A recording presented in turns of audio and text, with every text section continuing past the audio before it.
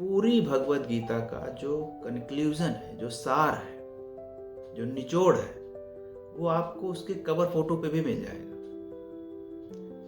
आप देखिए cover photo पे ज्यादातर जो चित्र बना रहता है, वो पिक्चर होती है भगवान कृष्ण की, जो जिनके हाथ में रस्सी होती है, जो चला रहे होते हैं रथ को, और पीछे जो है वो अर्जुन बैठा हुआ है अपना तीर और अस्त्र शस्त्र लेकर के।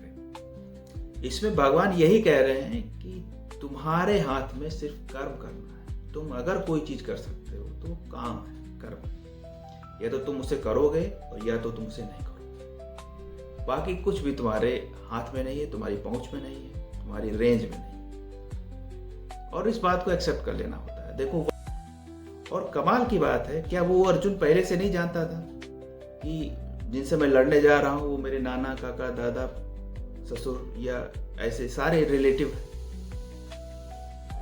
जानता था। वो जानता था कि उसकी लड़ाई किससे है, और वो इतना कॉन्फिडेंट था कि उसने भगवान से ये कहा भी कि आप मेरे रथ को बिल्कुल बीचों बीच लेके चलिए, जहां से सारे योद्धा मुझे नजर आए, सबको मैं देख सकूं कि मुझे सबसे लड़ना है। और फिर एकाएक उसको ये हो जाता है कि निराश हो जाता है। वो सोचता है कि अगर मैं इसे लड़ भी लूं, इनको हरा भी दूं और मुझे राज्य भी मिल जाएगा, तो उस राज्य का मैं क्या करूंगा।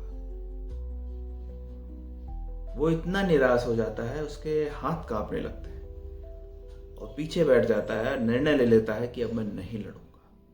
जो व्यक्ति इतना कॉन्फिडेंट होके आया था, वो अब कह रहा है कि मैं युद्ध ही नहीं लड़ूंगा।